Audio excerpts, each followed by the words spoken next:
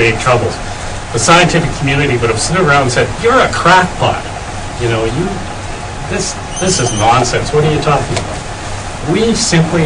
We have the technological ability to do things, but we do not have the predictive ability to anticipate the consequences in the long term. We really don't. And I think the public is legitimately concerned, as many people should be, what are the long-term consequences? We simply do not know. Arnold, can you talk about the market for organic canola? Have you seen it grow as controversy surrounding GM canola? There is basically no organic canola grown.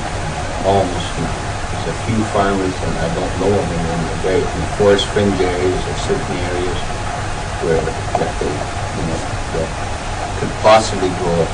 There's almost no organic market. We basically lost that crop. We've abandoned that crop in Canada. So what do you do to we grow all the other crops that we can, but that's one crop that we basically abandoned.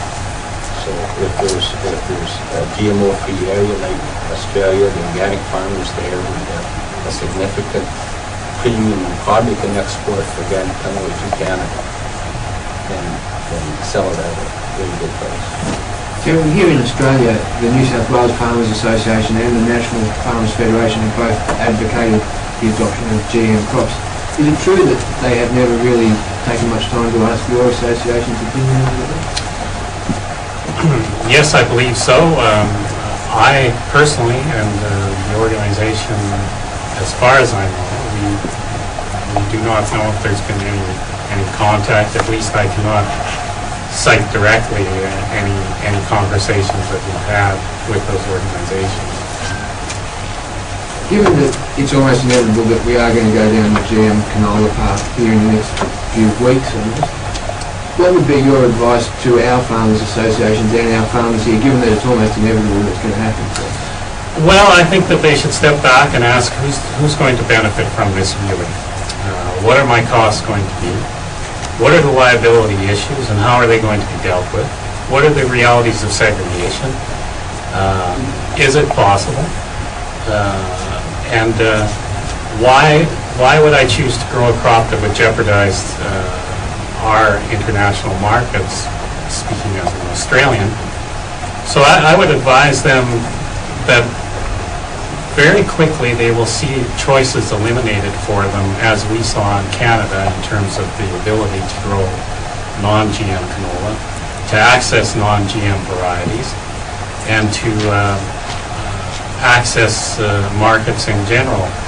The strategy, I guess, is that if the entire world is growing it, we'll have a market for canola as such.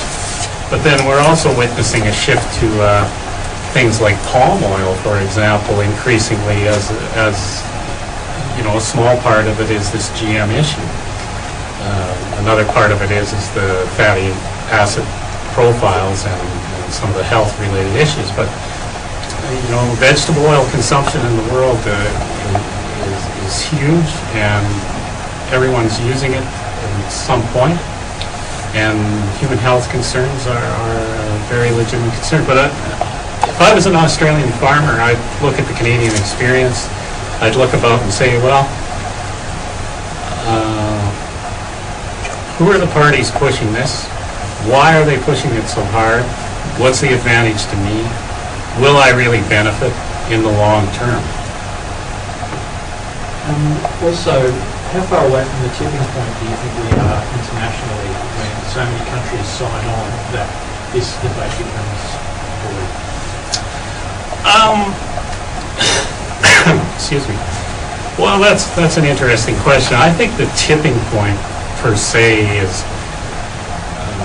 perhaps a little bit overrated. These crops, these herbicide-tolerant GM crops, we're building an agriculture that's based around one chemical group. And it's a recipe for a massive ecological disaster at some point. And we're already starting to see issues in Canada. There's correlations being made with plant diseases, fusarium, being related to the use of glyphosate or something in the carrier with that product. We're seeing issues in the U.S. with problems around manganese uptake and plant disease in plants. That if you build an agriculture around one herbicide or one herbicide group, whether you have a tipping point where everyone in the world has gone to that, nature will push back at some point, and I think it's ludicrous to put all your eggs in that basket. I mean, it's interesting for the companies that are pushing forward with these technologies because it's very, very profitable. It's very, very profitable for them. And it's establishing a new regime, in my mind, in agriculture between the relationship that farmers have with something they've traditionally done. They've saved seed and replanted it for the next crop. And that's, you know, one of the fundamentals that crop-based agriculture has been built on.